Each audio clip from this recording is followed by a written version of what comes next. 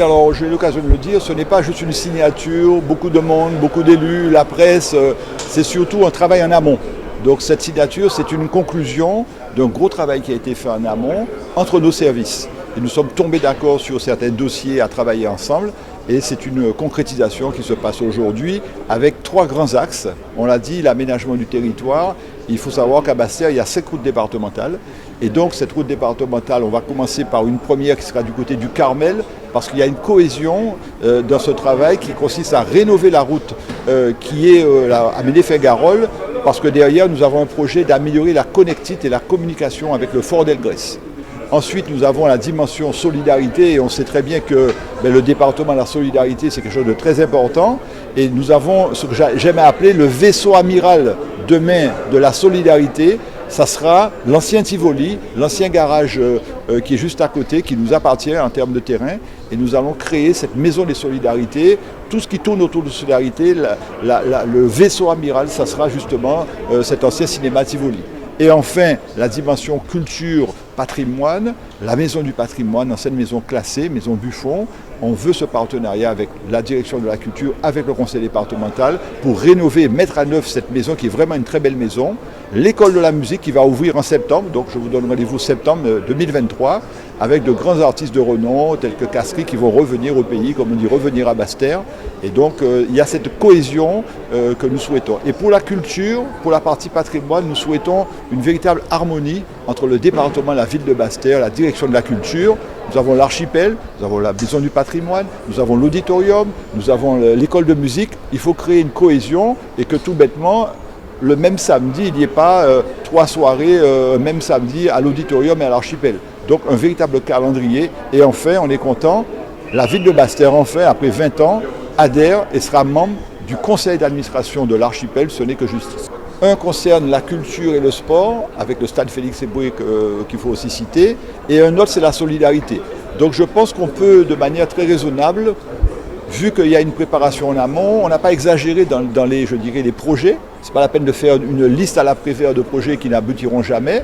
Il y a 1 ou 2 projets sur la solidarité, on l'a dit, 2 projets sur la partie culture et 1 projet sur l'aménagement du territoire. Je pense que de manière très réaliste, on peut, début 2024, voir ces projets démarrer.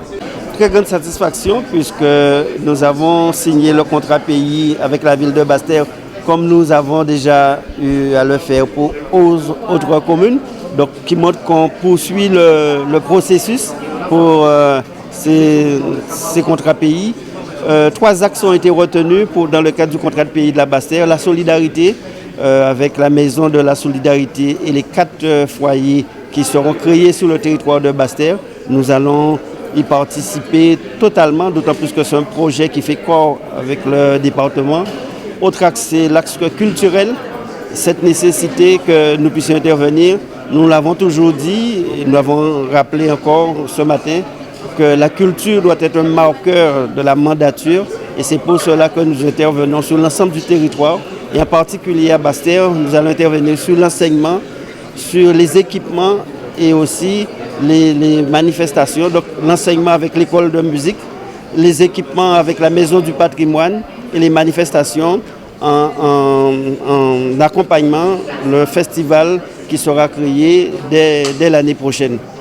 3e axe, c'est concernant l'aménagement routier, 5 départementales sur le territoire de Basse-Terre et nous allons intervenir sur toutes les routes de Basse-Terre, enfin départementales, et notamment très rapidement sur la départementale Amédéfin-Garol, qui doit pouvoir nous conduire jusqu'au Fort d'Elgrès. Et ce qu'on souhaite, c'est qu'il puisse y avoir un aménagement de qualité, pas simplement reprendre la chaussée ou les trottoirs, mais vraiment un aménagement de qualité, de manière à ce que dès lors qu'on emprunte cette route, on sache qu'on va vers le fort, on va vers un site patrimonial, un site culturel au niveau donc, du département. Donc très grande satisfaction et cela nous permet, à travers ces projets, de mettre en adéquation notre volonté avec les différents projets donc, de la ville.